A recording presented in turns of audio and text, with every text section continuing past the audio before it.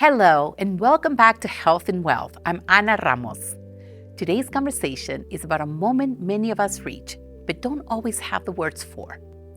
A moment where what you have been building begins to feel heavier, where the pace you once held no longer feels sustainable, where something is demanding to shift. Even if you can't quite see what that is yet, it can feel confusing, at times even overwhelming, and yet there is something within that moment that holds meaning. In this episode, I sit down with Norma Coker, entrepreneur, athlete, and creator, whose journey begins us into that space with honesty and clarity. We speak about building something from the ground up, about placing your trust in the wrong places and learning through that, about holding responsibility while trying to find your footing again, and also about what begins to open at the very same time. Because even as things feel uncertain, new opportunities can emerge. New directions can begin to take shape. This conversation is not about having everything figured out. It is about being in the middle of it, about continuing forward while learning how to do that in a different way. So take a breath, settle in, let us begin.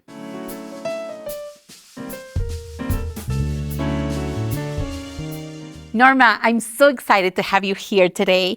Just to be able to be around someone like you who is an athlete, an entrepreneur, who you've developed so many beautiful aspects of your life, and the fact that you live here in Mexico City and we connected, I'm so in love with this. So welcome so much to our podcast. Thank you. I'm so excited to be here. It's my first time doing something like this, so I feel kind of nervous, but also I feel like talking to a friend about I love that. Life experience, expectations. I love that.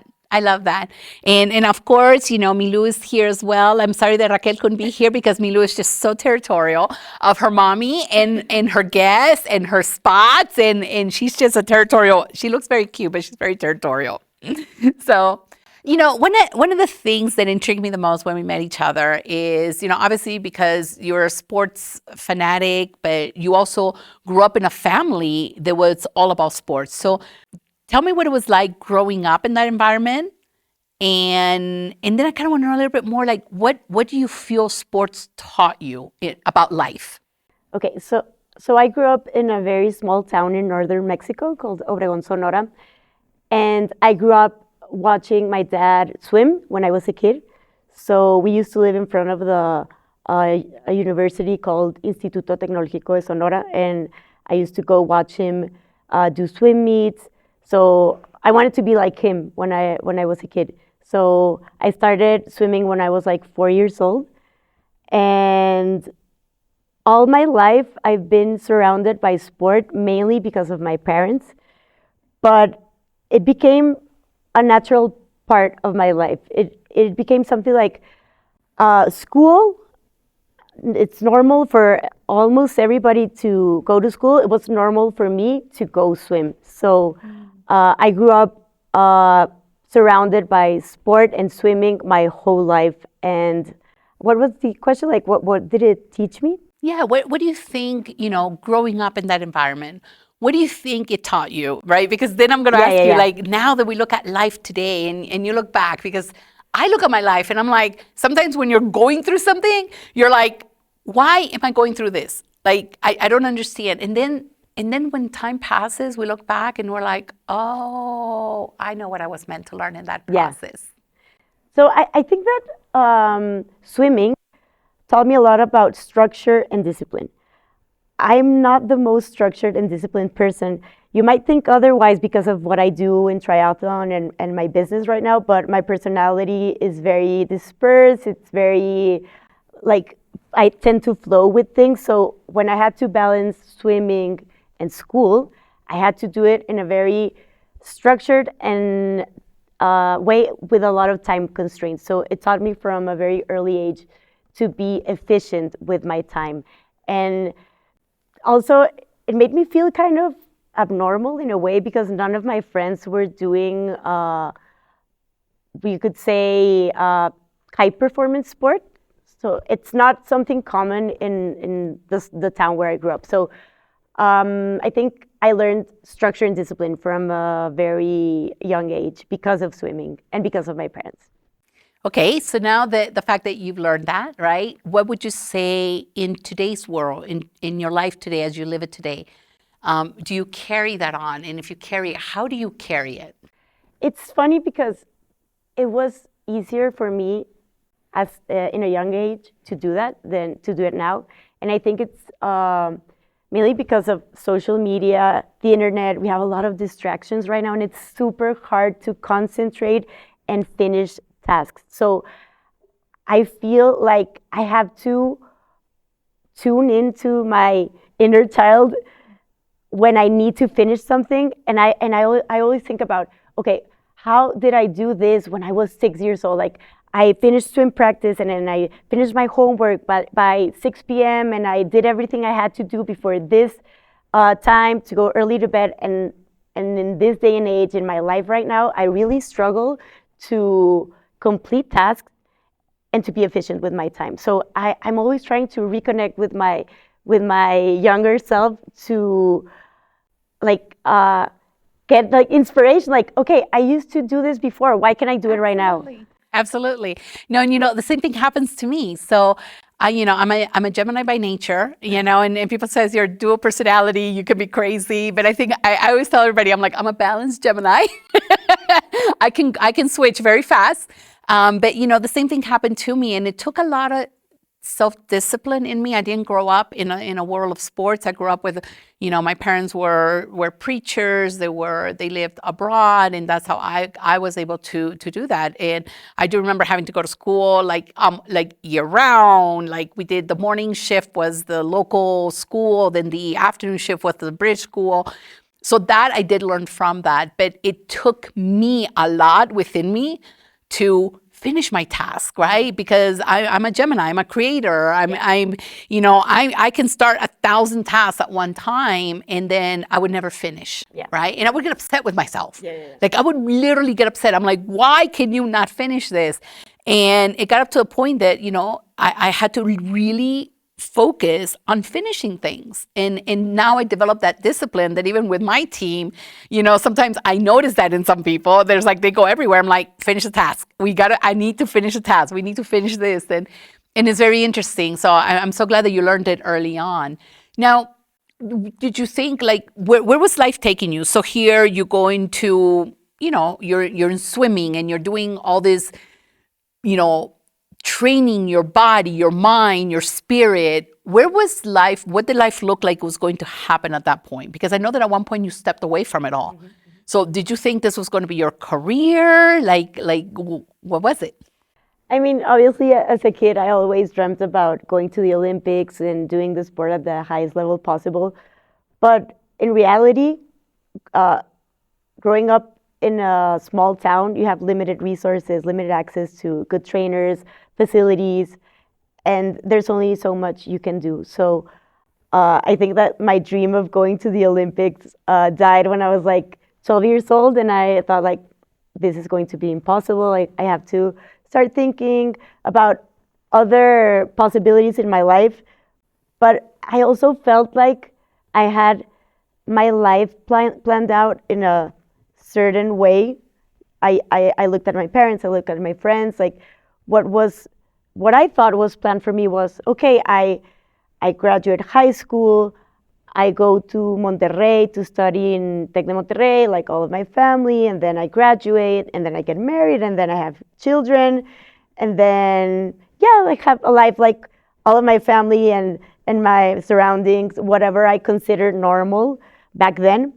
But deep inside of me, I didn't want that. And I remember telling my dad when I was a kid, like, I don't know what I want to do when I grow up. I just know that I don't feel like I want to get married, and I don't feel like I want to have kids, and I would rather like teach swimming in the pool. And my dad, I think like he always knew. It was like boom. No, and he always knew, and he told me like, don't worry. The worst thing that could happen is that we build a small pool in our backyard, and we can give swimming lessons or swim practice to small kids. You can teach kids to swim. So in my head, that was always my plan B. So whatever I choose to do, if that doesn't work out, I can always go and teach swimming, and it's gonna be okay. And I don't have to get married. I don't have to do what all my friends are doing. I'm sorry. And I did feel like they did want to do that, but I never wanted that.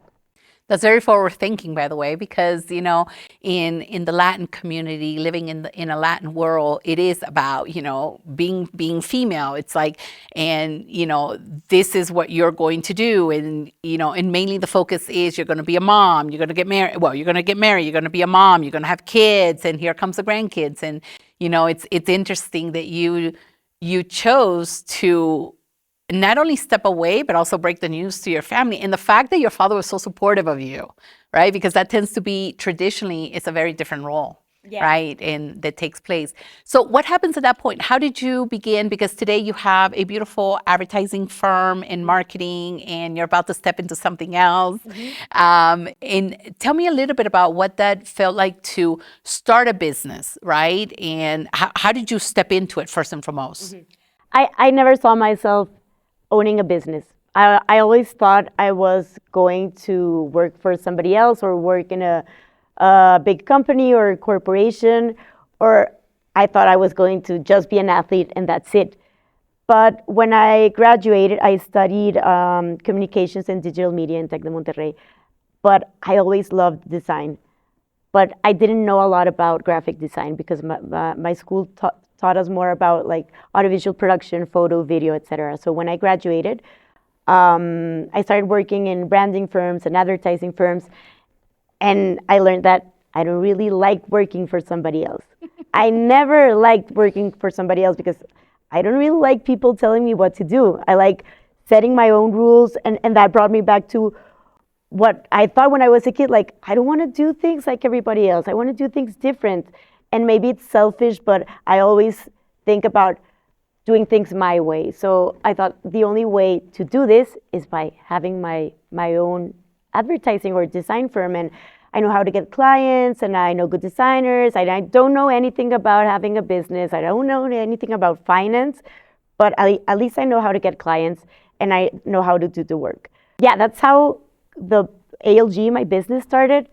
But parenthesis, I stopped doing sport when I was 16. So I left my athletic dreams and swimming and all of that behind before I entered high school. Why? I thought there was no future there. I thought, this is it. I'm too old to keep swimming. I'm not going to the Olympics. What's the point of doing 2 sessions a day, of swimming 4 hours a week, of being tired all the time? 4 hours a week? No, 4 hours a day. Being tired all the time, not going out with my friends, not having a normal life. And I got tired, I got sick. Like I tell everyone the same thing, like me harté. I was tired. And I remember the first day of high school, I told my mom. My mom has always been my biggest supporter in sport, in everything, but I think in sport, because she was the one that woke up at 4 a.m. with me, took me to swimming practice, waited for me there, took me to school, picked me up from school, took me back to swim practice. And I have two brothers, so then she had to do the same with my younger brothers. El amor de una mamá, Like, a mother's love. Literally, right now, I always think about her, and I was like, wow, all of the things that she sacrificed for me to do what I can do today. So I'm truly grateful for her, because I know that if it wasn't for her sacrifice, I wouldn't be able to do triathlon the way I do it today. It's beautiful, and that's conversation for another time. But I truly believe that we choose our parents. We choose our parents to be able to get through this in life. And so, all right. So now you leave your sport, something that you felt passionate about, and you now go into high school. You graduate. You go to universities. At what point do you retake the sport? I think that when I retired that dream from my head of being a professional athlete or doing an elite sport, I always thought about coming back to it, but just as a hobby. But I didn't want to swim. I didn't want to go back to swimming because I was so sick of it. So I didn't step in a pool for like 60 years. When I came back to sport, I was 30 years old. It was 4 or 5 years ago. And it started because an ex-partner of mine was a cyclist, and I started seeing her structure, how she woke up to go cycling at 6 a.m. before work, and I admired her so much for that. And I wanted to integrate that structure back again into my life because I had lost it. I lost it in high school. I lost it in university with my business. I mean, I had like 6 years with my business agency when I integrated or reintegrated sport into my life, but I didn't have a lot of structure in my life. So I admired that structure, and I said, okay, maybe I can do this again. Not at an elite level or not at a competitive level, but just as something that can help me rewire my brain and reintegrate discipline and structure into my life. So I started running first, and then I started swimming. And then she said, why don't we do triathlon? You just need to learn how to ride a bike. And I remember, like, I used to go mountain biking with my dad when I was a kid, but with the training wheels. No, I'm kidding. Yeah, like almost like that. I never done it like in like as a sport, I think. Yeah. Never rode a road bike in my life.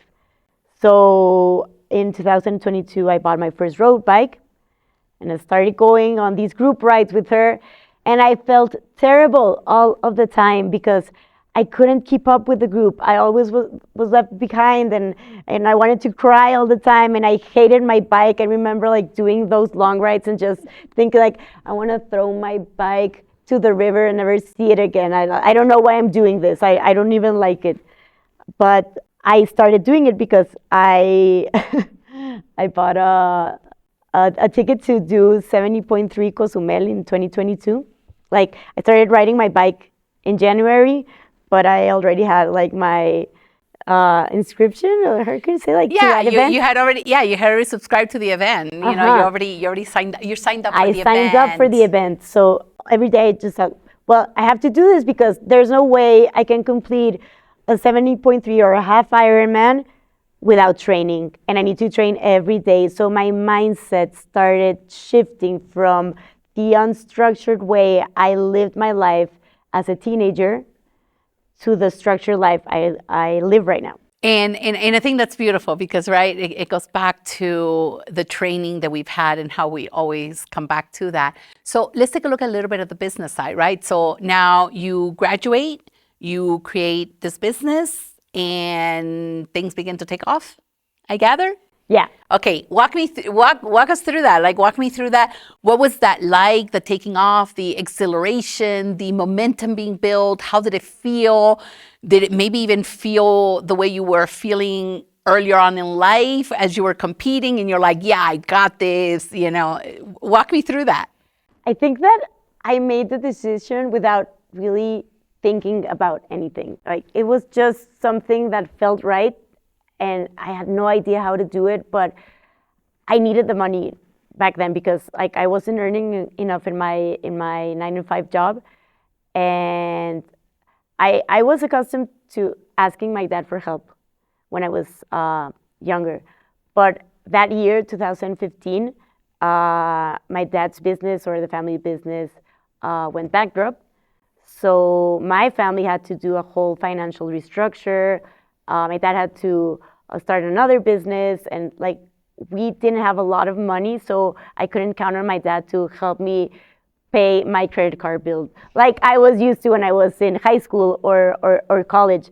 So I thought I have to do something for myself because I don't earn enough money to do the things that I want to do, but I know how to do design projects, branding projects. I know good designers, and I know how to get clients. So why not just start selling projects? And when I have enough projects, I can start formalize this business with my then business partner, a graphic designer called Carla. We started doing this together. We started getting more projects, and eventually we put a name on our project. Originally, it was called Algoritmo Design. Oh, nice. I like the rhythm. I like the rhythm, the sound of And it. that's what it's about. I It's like about it. rhythm, because Algoritmo was originally an Instagram account that we had, where she's a musician. She writes music. She composes music. So she used to do illustrations of what she heard in songs. She put them in visuals. And Wow. I used to write copy for those images. And that Instagram was called Algo con Ritmo, something with With rhythm. rhythm. I love So that. when we decided to put a name on the business, we said, why not Algoritmo? And that was even before the tech boom and before like algorithms were a thing, because that was in 2015, I think. Okay. So then the name made more sense when we started integrating technology into our services. So yeah, that's how we started. And it was just like every decision that we made was by feeling or gut. I don't think like none of it was studied, or I had no expectations of things, but I also had no fear of doing things. I just did them. But then that changed at some point, Yeah. right? This momentum built, everything's going good, I have no fear. Something happens. And I remember you telling me about this. So I want you to tell everybody like what was that moment, right? And how did it feel? Because it took you down a different path, a heavy downward path. Yeah. So walk us through that. So after the pandemic, Carla, my business partner, told me like, I don't want to be in the business anymore. I want to dedicate my time to music. So I said, okay, I'll buy it from you, and I'll take charge of like everything. But I didn't know anything about finance or accounting or all of the other stuff that she didn't do, but her cousin helped us do. So Okay. I changed the name of the company to ALG Digital. We started integrating other services like e-commerce and digital marketing, etc.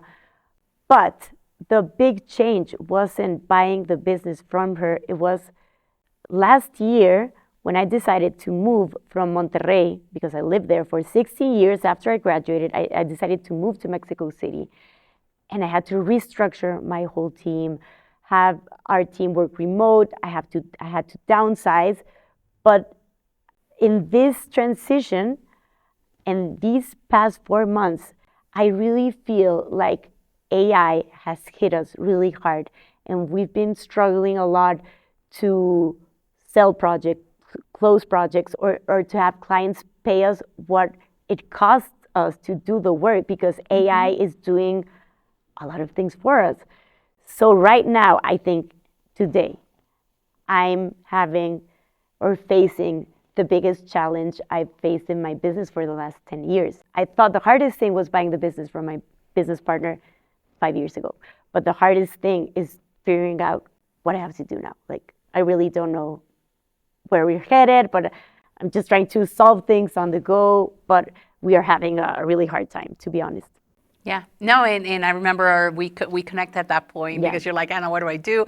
I have this Literally. opportunity. I'm like, let's go have a coffee. Like, let's talk about it and let's figure this out. Because, you know, the thing about building businesses, and we were talking a little bit earlier today, you know, we talked about how I love to work with entrepreneurs, but they had to have been there 7 years, 10 years, because it develops a certain type of grit. It develops a certain type of behavior, you know, and it's a lot of the things that you develop in sports. If you think about it, it's that sports was a base for you. Exactly. Right? So even if you take a look at today, as life is shifting, life shifted for you in sports, right? So you went from swimming to now being a triathlete, right? And so you've been able to switch, but yet you never switched your core. And it's no different with business. You're not going to switch your core, but you're going to switch the focuses that you do as life shifts, right? And you know, I remember you mentioning a little bit, which it reminded me back when I trained for a marathon. I got injured. I ended up running, you know, half marathon, and we were running it for, I want to say it was leukemia, or I can't remember what the cause was. And one of the things they always told us is never stop. Once you start running, you cannot stop. Yeah. And in here, I thought I was like going to be very smart about it. I got this under control. And we get to mile 10, which will be what, kilometer Have marathon? 32? Well, Or no, it would marathon. be, Yeah, it was a half marathon. So if in a marathon is 32, it would be 16, Yeah. like kilometer 16. And the kids that we were supporting and raising funds for, they happened to all be lined up. So I feel I'll be smart about it. And, I'm like, oh, I'll just keep running, but I'm going to stop by and give them a hug. Oh, that was the worst mistake of my life. That was the worst. Your feet So I know that in marathon running, it's kilometer 32. Yeah, So the wall. walk us through what kilometer 32 means and what are the things, how do you prepare for that? And then should it happen, how do you overcome it? I think that in sport, like in life, you hit walls. Kilometer 32 in the marathon is called the wall because it's when fatigue builds up. You have only 10 kilometers more to go. You're almost there, but not there yet. And I remember telling you last Thursday, I feel like right now in our business, we are at kilometer 32 because it's a time like where you can decide like I can walk away, do something else, or I can just like stop running and go to my house, or I can just keep running 1 mile more, 1 kilometer more until I get to a finish line. So I feel like right now, we as a team and me as a person, athlete, entrepreneur, personally, I feel like I just have to keep going. I don't like giving up, and I don't like throwing the towel or the goggles or whatever reference in sport. But I feel like when things are uncertain and you feel tired and you feel like giving up, the best thing to focus on is just like the next step. What's the next step? You can't solve everything at the same time, but you can solve things one thing at a time. So right now, I do feel like I'm in kilometer 32 in business. Not in sport. In sport, I'm doing fine, but business-wise, I'm like, okay, one step more, one step more. I can't solve everything right now, but I can do this little change and I can switch things up here. I can maybe handle my finance this way or sell these types of projects. But I do feel like the greatest gift sport has given me is the resilience and the grit to keep moving forward and not giving up. And I'm using that as fire every day because I'm not motivated right now. I'm tired. I'm getting sick every day. But I just like turn to this inner fire where I know like I can solve this. I can do this. Just one day more, one step more. And I feel like that's where the intersection between what sport has given me and the life experience business has given me intersects. And it's motivating me to move forward and keep going on. I think that's so beautiful because, it's what you developed from a very young age. You are now using that as well for your business and for your life. Yeah. It's how we get to the next stage in life, right? And trust me, I've been through it, right? Yeah. And I've been through corporate America, and you talk about the sacrifices your parents made. I can tell you the sacrifices my parents made. Yeah. And I remember when they asked me in corporate America to, I'm loyal to a fault. What's going to bring that loyalty away is if you ask me to either compromise my ethics or ask me to do something that's unethical according to my what I stand for. And that's the one thing that breaks me away from that. But one of the things that I learned in the process is that you just got to keep going. You got to keep going. You got to stand true for who you are, what you build, what you've learned, and take a deep breath because this too shall pass. I tell that to everybody. I'm like, this too shall pass. Do you know what my dad has tattooed in his arm when Tell me. He has that phrase, this too shall pass. And do you know what the shoes I compete in, I use the Adidas Adios Pro 4 to compete. Yeah, we both have our Adidas today. In the backside of the running shoe, it says that phrase, this too shall pass. So when I saw that shoe, I showed my dad like, look, it says the same thing as your tattoo. And every time I'm competing, or when I'm suffering, or when I'm having a really hard time racing or in life or being heartbroken, I always think about that. This too shall pass. Also, my best friend always told me that phrase when she was like, "Oh, you're heartbroken again. Don't worry, this too This too shall shall pass." pass. Take a deep breath. This too Yeah, shall pass. it's a really important phrase in my life. Oh, that's so beautiful. And we didn't even talk about Yeah, this no. before. It's because I grew up in corporate America and you have to have a certain way and you got to act a certain way, you got to be a certain way, no tattoos, no nothing. And one of the things I always wanted to do, and I haven't done it yet, but I will. And, I sign all my emails with love and light. Love and light. And it's not so much, it is because I want to give you love and I want to give you my light, but it's also a reminder for me to always be love and always be light. And those are the two things I wanted to do, like in each arm, in each wrist, love and light. And it's really more a reminder for me. All right, so let's shake it up a little bit. This was intense. We are about biohacks. Yeah, okay. I love that topic. Give us biohacks. Give us biohacks, Norma. Things that when people get to that mile 32, things when, life shifts. What are those biohacks that we can use, to kind of trick our minds into saying, okay, this too shall pass, but trick our minds to remain positive, to keep fueling ourselves, to keep refilling our life, our souls, our energy, so that as we continue to live our lives, our purpose, our journey, we get there, but we get there with a breath that says, this too passed, and I'm here now. And I was able to go through that. I think just that, having an anchor, a phrase, something that reminds you that whatever is happening right now is temporary. So yeah, that phrase, "this too shall pass," is really something I think about all the time. And in your case, when you say like love and light, I like the word light because it can mean light as in something that illuminates you or gives you clarity, but also being lighthearted or taking things lightly. So I think having anchor words or phrases like that helps you move through the day or through like tough situations.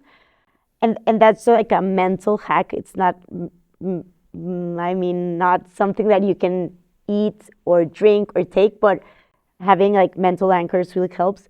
And talking about biohacks or supplements or things that you can use physically to go through your day. For example, when I moved to Mexico City, I really struggled with altitude. So I couldn't do my training. I didn't feel right. My head hurt all the time. I couldn't sleep right. So I started taking beetroot powder. Mm-hmm. And then I discovered these beetroot, like beet shots. So I'm taking these shots every day as soon as I wake up after my early morning cup of coffee. Which you're not supposed to have unless you have protein first, but yeah, we won't talk about that. That's what they say. That's what they say. Like, you shouldn't drink coffee without eating or whatever. I don't care. Like, they can tell me, they can take away everything from my life, but as long as they don't take my first cup of coffee as soon as I wake up, I'm fine. But that and the beetroot powder has really helped me with circulation and helped me adapt with altitude and help with vascularization and exercise. So that's something I really like to take physically. But mentally, I think having these anchored phrases or words, and I don't have tattoos, but I think that would be a good reason to have a tattoo, having your anchor phrase or symbol or something that reminds you that whatever you're doing right now is temporary, even the good stuff. So you have to really appreciate what you're doing right now, or us being here right now. I love the fact that you touched on the mental side because, when I wanted to add the biohacks here, it's not just about the physical side, right? Yeah. It is, we live in a society where, and I think that COVID almost brought this on, where we became more aware of, our mental well-being, yeah. Right? And I think that we became freer is that even a word? I don't know. But we became freer to talk about mental health. Exactly. Before it was like a taboo. And kind of like even this podcast and even the companies that I have, it is about transforming your vision of wealth. Mm-hmm. It is about understanding that wealth is more than just money and investments. Exactly. You know, and so I love the fact that you touched on that. So it's beautiful. And I think that for me, wealth isn't, like you said, necessarily about money or investments. It's more about having abundance in life. And abundance isn't money. It's well-being. It's the ability to be present, to enjoy small things, to be able to connect with friends, family, or even the person that's serving you coffee in the coffee shop. I think well-being and abundance go way beyond money. Money is just a medium to get there, but it's not the end goal. And I mean, I'm not the wealthiest person. I really struggle a lot with money. Oh no! Wait, we're gonna change that right now. You are wealthy. You're wealthy. I'm very abundant. Yes. In life. But it's the way we perceive it, right? I mean, listen, I'm not saying money doesn't help, right? I mean, money helps. Money allows you to live your goals, to give back, to do the things you want to be able to do. Money helps us do that, but it doesn't define wealth. Mm-hmm. I agree. You know? Yeah. And that's why I kind of took the well-being part into saying wealth being. Wealth being. So life is about wealth being, right? It's adding that mind, body, soul connection that we talk so much about in mental wellness.